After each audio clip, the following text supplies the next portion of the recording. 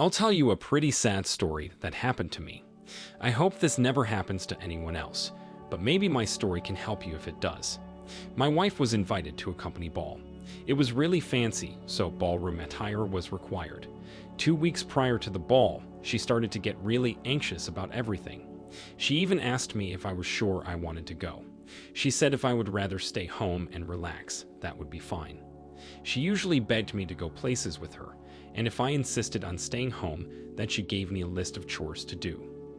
The fact that she offered me the idea of relaxation was weird. I told her I was going, and she could relax about it. When it got close to the day of the ball, my wife was using her phone excessively. She never told me why, and I didn't feel welcome to ask. We were in the car at one point, and her phone connected to the Bluetooth, and she freaked out. She started pushing the power button a few times when the Bluetooth didn't disconnect. Her face turned really red, and she just started looking out the window. It was so worrisome. What was she so paranoid about me seeing? She went into the store and couldn't have been too paranoid because her phone was laying on her seat.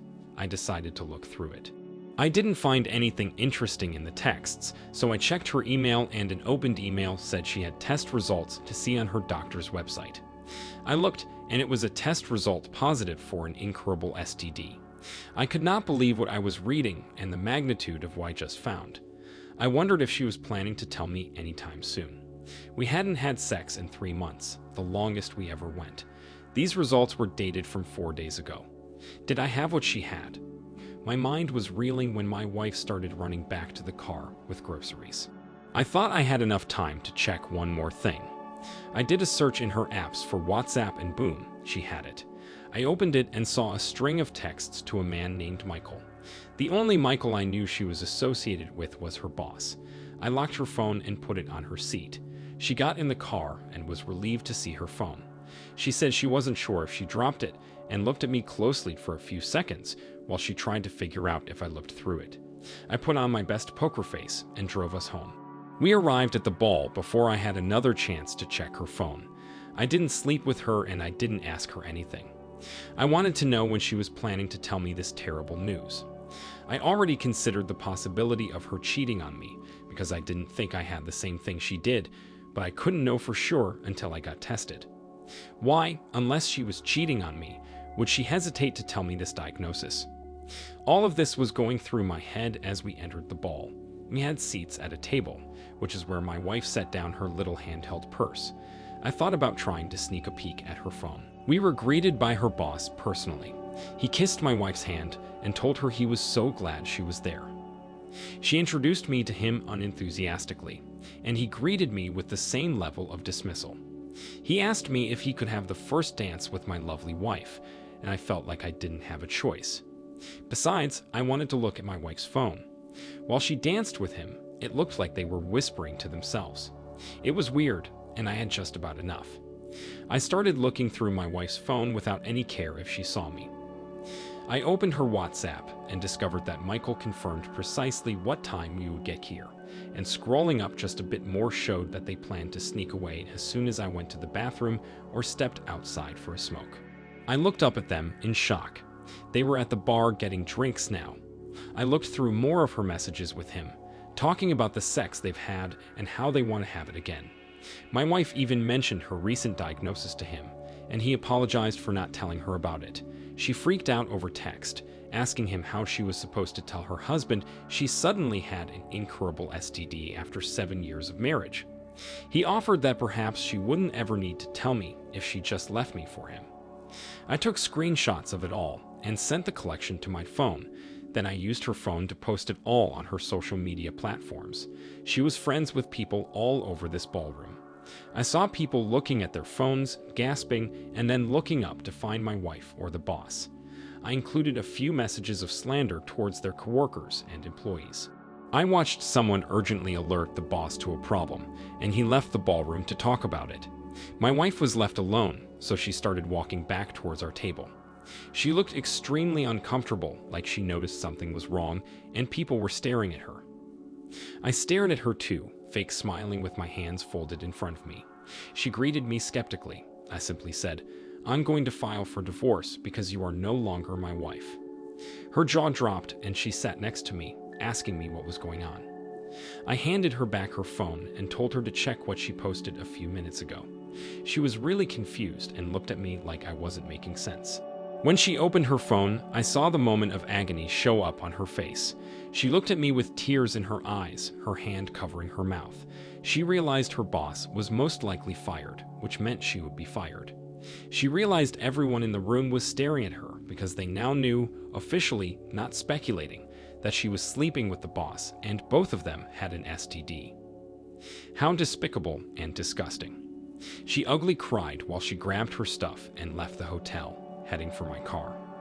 I followed her slowly, nodding in acknowledgement to every person that eyed me up. I had the keys in my pocket, and I was not giving her a ride to my house. When I got to the car, she was standing there with her arms crossed. I asked her what she thought she was doing. She said she wanted to get in the car and go home. I asked her if she meant her parents' house or her boss' house. She looked at me, shocked and upset. She asked me not to do this and said I couldn't be serious. I said I would show her how serious I was, that she was never coming back to my house or getting in my car again. I unlocked my door, got in, and locked it again. She was screaming at me to let her in, but it quickly turned to desperate sobbing. A crowd gathered outside the hotel, watching us by our car. They all knew she was the one sleeping with the boss. She was the one with the STD. She gave up on trying to get in the car with me and opted for sprinting into the woods lining the parking lot. I drove home. I didn't care what happened to her anymore. I scheduled a doctor's appointment the next day. It was 3 days later that I got back my test results, which thankfully said I was clean. I also heard my ex's boss was fired. As soon as her boss got an opportunity to sneak away from the intense scrutiny he faced, he packed his bags and left. On the way, he stopped to pick up my ex. They haven't returned to town since then. I put all my ex's belongings outside between 2 tarps. That was more consideration than she ever gave me. However, she never returned for it. My most helpful support through the breakup was my dog. Also heard my ex was dumped by Michael after 5 months. Wow, OP. What a glamorous place to discover the disturbing secrets your wife hid from you. It was lucky that she put down her phone so you could expose their infidelity and shameful behavior to everyone they associated with. It's so lucky you didn't sleep with her before discovering the truth.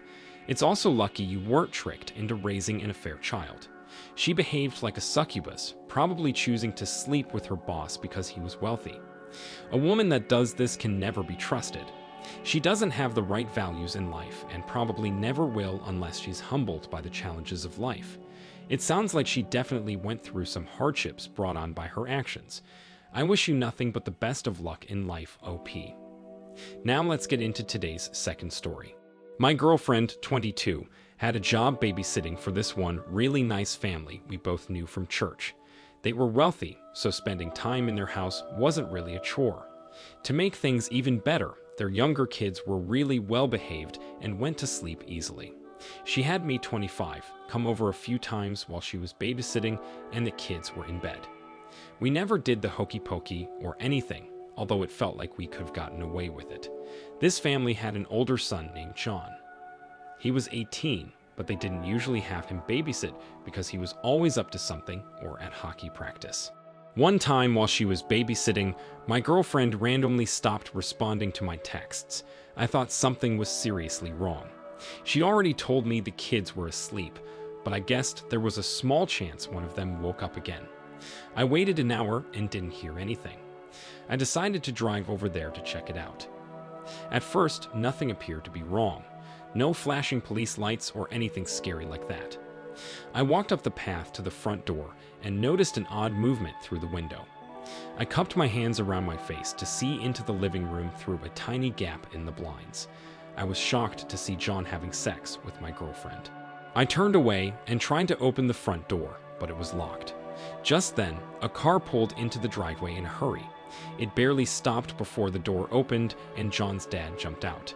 I put my hands up instinctually and said I just got here.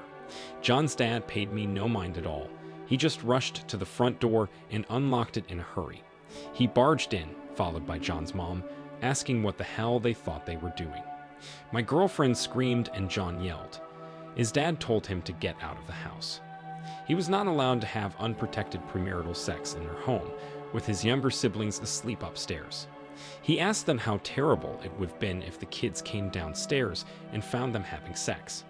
He looked to my girlfriend, who had only managed to get her underwear back on, and told her she was supposed to be the responsible adult in this situation, and she failed miserably. It was then that my girlfriend noticed I was standing in the doorway. She burst into tears and put the rest of her clothes on. She apologized sincerely to John's dad, mom, and me before she got in her car and left. I realized I had no place there, now that my cheating girlfriend left the scene. Just as I was about to leave, John's mom followed me outside, closing the front door behind her to muffle the yelling between John and his dad. She apologized to me for what I was going through. She reminded me that the end of one relationship doesn't have to be the end of the world. I thanked her and asked how they knew what was happening at the house. She said they had a hidden camera in the living room that connected to their cell phones.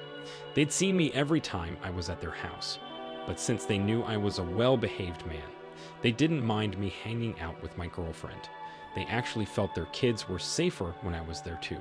I told my parents everything that happened. I lived on my own at this point, but I needed their support. They told me I didn't need to ever speak to my girlfriend again. She proved herself unfit to be a wife. Just then, she called me. She told me she would never make this mistake again. I believed her, but that didn't mean I wanted her back. I asked her why she did it and what happened. She just told me that after John came home, he started talking with her and after a while, asked point blank if she wanted to have sex. She gave in, not really thinking too hard about it. It hurt to hear that. How could she just not think about it? She gave in to her primal instincts with little resistance, assuming she wouldn't get caught. It was so unfair to me, her loving boyfriend. I was loyal to her, even when a woman from my job came on to me. Well, that phone call was all I needed to officially decide I wasn't going to stay with her anymore. I told her on the same phone call, "All right, well, it was nice knowing you, but our time together has come to an end. I wish you the best," and hung up. It wasn't very long until she tried to call me again, several times, but I never answered. John's parents had told my ex's parents and the church that they caught her having sex in their house while she was supposed to be babysitting. I didn't keep up with my ex since, but heard she moved out of town. OP, I am so sorry you went through the worry and panic and found your girlfriend cheating. It's a shame she didn't treat that family, you, and herself with more respect. It doesn't sound like she's mature enough for a serious relationship or job. You made the right decision to seek support and leave her. A good partner would never do anything to jeopardize their relationship, even if, supposedly, no one is watching. I wish you the best of luck going forward. Thank you all for taking the time to listen to today's stories. If you enjoyed listening, please feel free to like and subscribe if you haven't already. Also, comment below with your thoughts on what happened. Take care.